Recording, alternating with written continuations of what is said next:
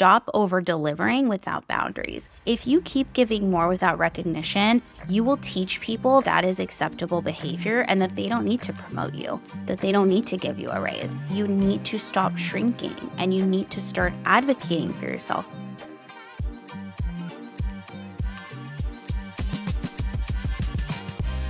Hello, and welcome back to the EmpowerHER Podcast.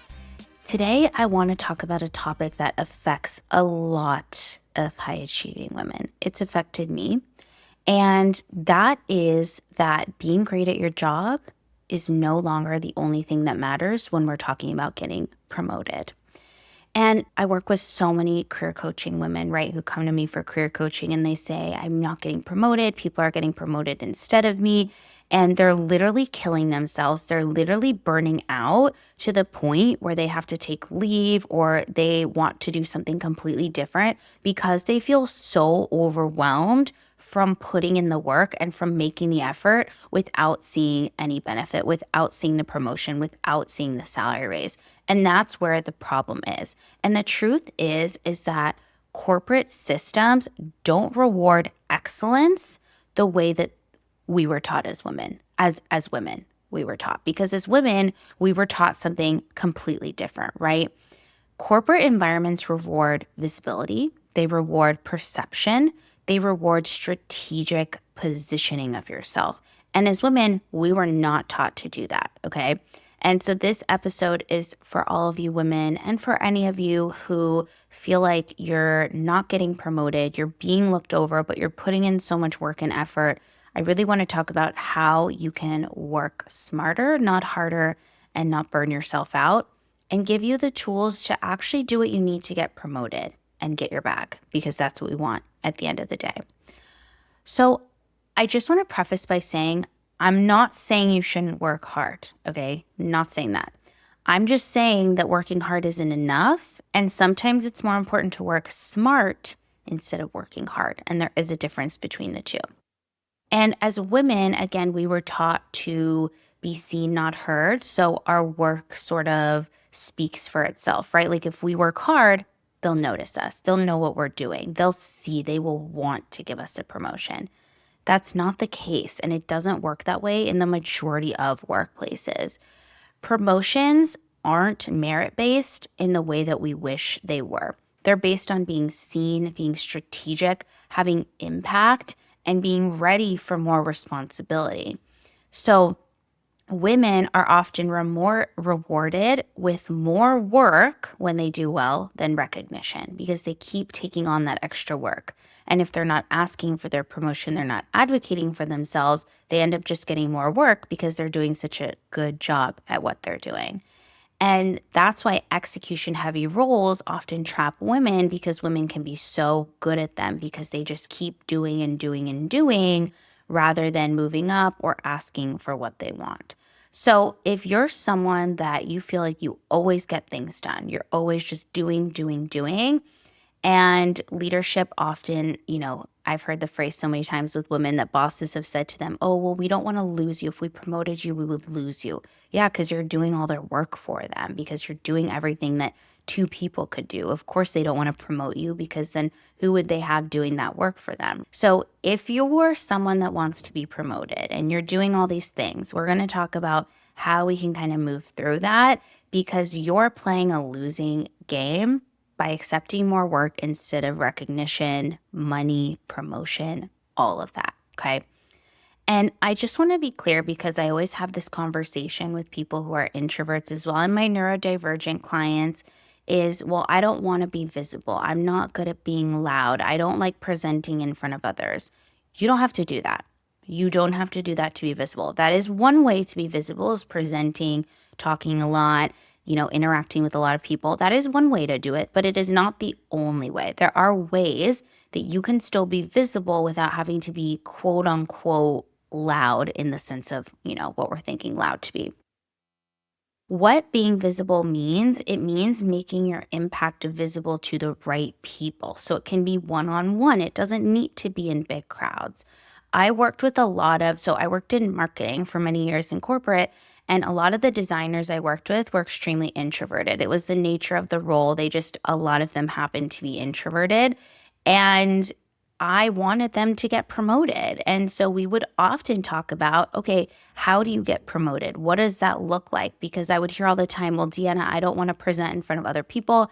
I don't want to be in big crowds and have to show my work. And I was like, totally understand. You don't have to do that. But there are other ways that we can be visible without doing that. And the goal is to regularly have conversations with your manager, with your boss's boss, and regularly communicate what you're doing. We often think that our bosses should have this like memory of everything we do, and to some extent they should know what you're doing, but I was a hiring manager as well. I was a boss. I had many people under me.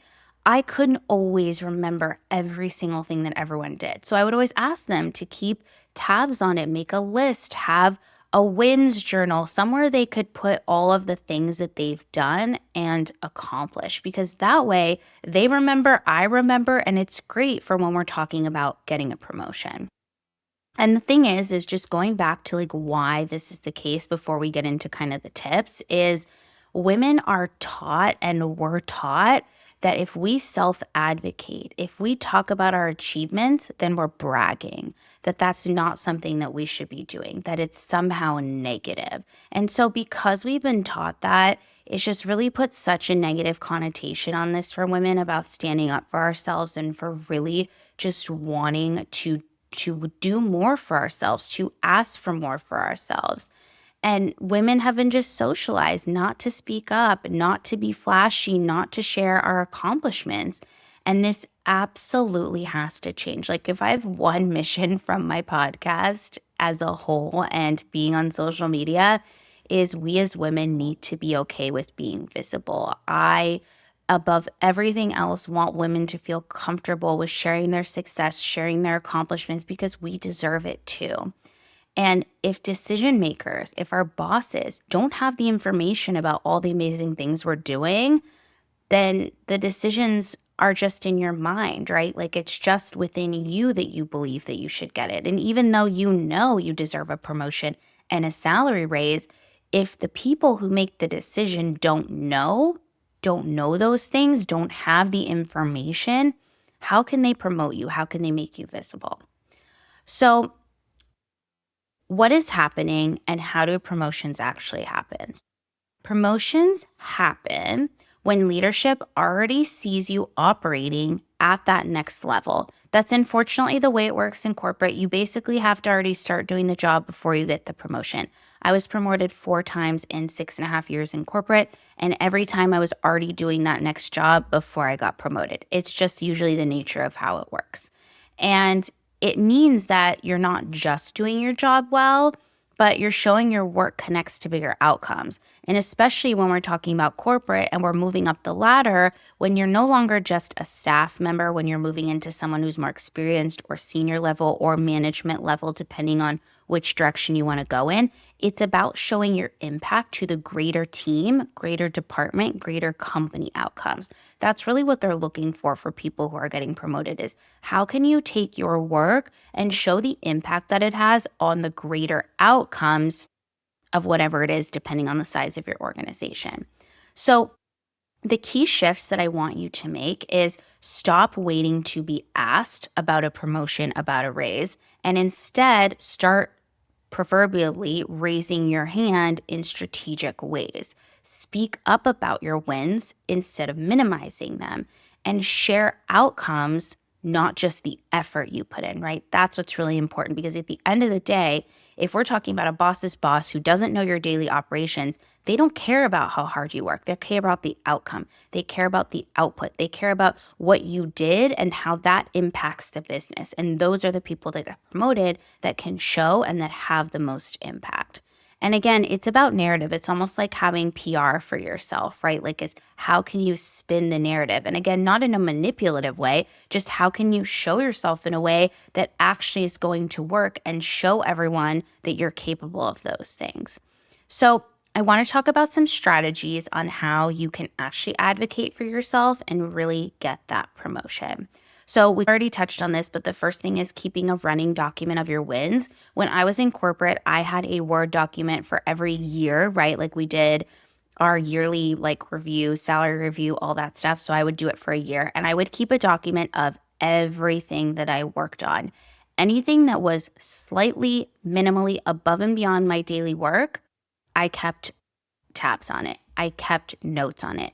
I wanted to be able to A, remember, because I also couldn't remember everything, but B, I also wanted to make sure that when it came time to the review, the 6-month review, the year review, and I did want a raise, I did want a salary raise, a promotion perhaps, I could say to my boss, hey, here is the list of all the things that I've done. It's completely objective. It's not about saying, hey, I'm so good at this. And your boss is like, well, I don't agree. It's completely fact-based. And that's where we want to come from. We don't want to come from an emotional place when asking for a promotion because that can be very subjective. People have different opinions on that. So we want to come with facts. The next thing is do not rely on memory. And again, I basically already touched this, but the thing with the memory and our memories is we cannot remember everything, right? As I said, we can't remember everything. Our boss sure can't remember everything. So this is why you need to keep tabs on everything. You need to keep a list. And it can literally be in your notes app, a Word document. You just add things to it. It doesn't need to be a big deal. It doesn't need to be fancy. Anytime you work on something, you stick it in there. Anytime you do something extra for another team, stick it in there. You're just constantly adding that there so that you will have that list of everything that you've done. The next thing is schedule career conversations. So something that people wait to do is they're like, oh, I'll just wait till my year review to ask for a promotion. But if you've worked in corporate before, you know that getting a promotion and a salary raise takes sometimes many, many months, if not even a year. So you need to start having that conversation 6 months out at a minimum. Whenever I wanted to get promoted, I would tell my boss, hey, this is my plan. So when I started at corporate, I started off as a staff member. I was a copywriter. I started in January. In October, we had an event where I ended up taking over a bigger project that was like outside of the scope of my work. And I realized that I really enjoy managing a team. I really enjoy more of this like project management. So I told my boss, hey, these are my goals. In 6 months, in April, I was promoted to, technically I was a scrum master. So like managing projects, managing teams. We did Agile a little bit differently. It wasn't 100%. So it was more like an in-between team leader kind of role. But I told him my goal was team leader. So within 6 months, I was promoted to a scrum master. And then I also wanted to be team leader. And then within 6 months in October, I was promoted to team leader. I let my boss know. We talked about what steps I need to take to get there. Of course, there was an open opportunity. So there is some luck in it in terms of like there was an open opportunity.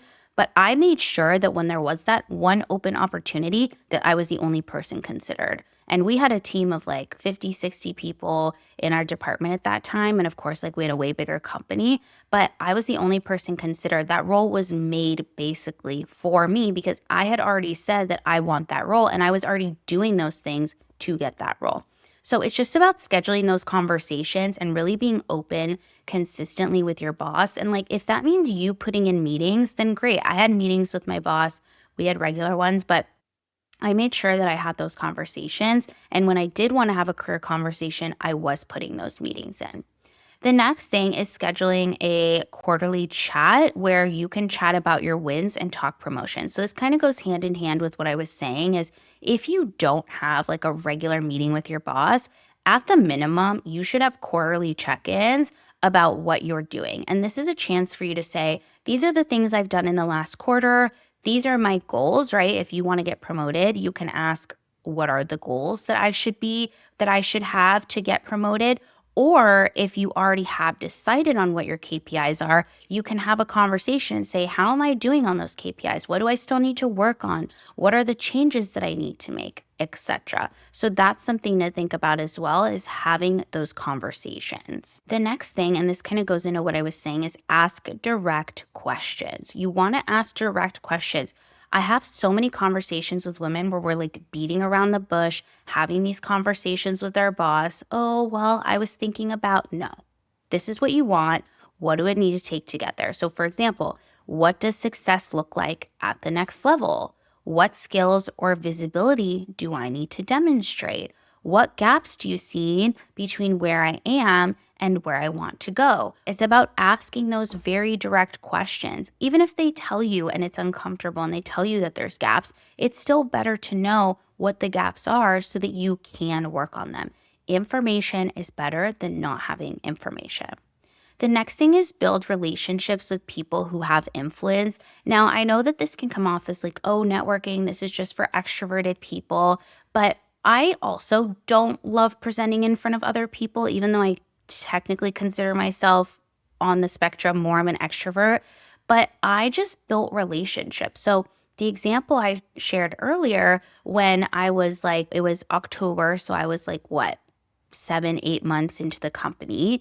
And I decided to take on this extracurricular project that we were doing in the marketing department. Just by taking on that project, I ended up like meeting other people because I was working with other people. I obviously had to coordinate with others in different departments in our own department. And I just started to meet a bunch of people that way. So I would continuously want to do some of these like extra projects that not only were good for visibility, but I also met people that way. But it wasn't like a fake networking thing. Like I wasn't someone at parties going up to random people at the company and like getting to know them. That wasn't me, but it was just being strategic and like getting to know people or having lunch with people. I had lunch with so many people, different people, just to get to know them. And that was a really great way as well to really see, okay, who are those people that I want to talk to and who is strategic. And I actually made a lot of really good connections, people that gave me good advice. So it was really a benefit as well. And then most importantly, what we have to stop doing, and it's honestly hurting us, is stop over delivering without boundaries. If you keep giving more without recognition, you will teach people that that is acceptable behavior and that they don't need to promote you, that they don't need to give you a raise. It's sad, but unfortunately it is true. And that is how people will think about it. So, again, being promoted is not about being liked. As women, we were taught that we need to be liked. We need to have a safe environment, but it's not about being liked. It's about being trusted with impact. And again, people do need to have respect for you. So it's not if you're hated, you're going to get promoted. That usually doesn't work. When I say the goal isn't to be liked. It's not like you're supposed to be liked by everyone. You want to be respected. That's way more important. And you don't need to become someone you're not. You don't need to suddenly become an extrovert. You don't need to suddenly do all these things. It's absolutely not necessary. But you need to stop shrinking and you need to start advocating for yourself because it's very, very important. And if your workplace punishes self-advocacy and you standing up for yourself and you asking for a promotion, that's also information. And then maybe it's about thinking, is that company the right company for me if they're not going to support me in what I want? So sometimes it is about the environment, not just about the promotion itself. So if you take one thing from this episode, it's not that you need to work harder. It's just you need to be more visible about the work that you're already doing. Your work matters, but it also matters that other people think it matters. And so we have to make sure that we're being visible so that other people can understand what you're doing and really take that in. So I have a couple of reflection prompts as always. So definitely write these down or in your phone, jot them down. These are for you to think about your promotion and really, are you doing those things to be visible? So the first reflection prompt is, where am I over delivering without recognition? The second prompt is, what impact am I not communicating clearly? And the third one is, what would change if I treated my career like something I actively manage? Ooh, those are good ones. And again, you don't need to do more to be worthy of a promotion. You just need to be strategic about being seen and being heard. And I'm giving you permission to do that. Alrighty. I hope you enjoyed this episode. I hope y'all have an amazing, fabulous week, and I'll catch you in the next episode.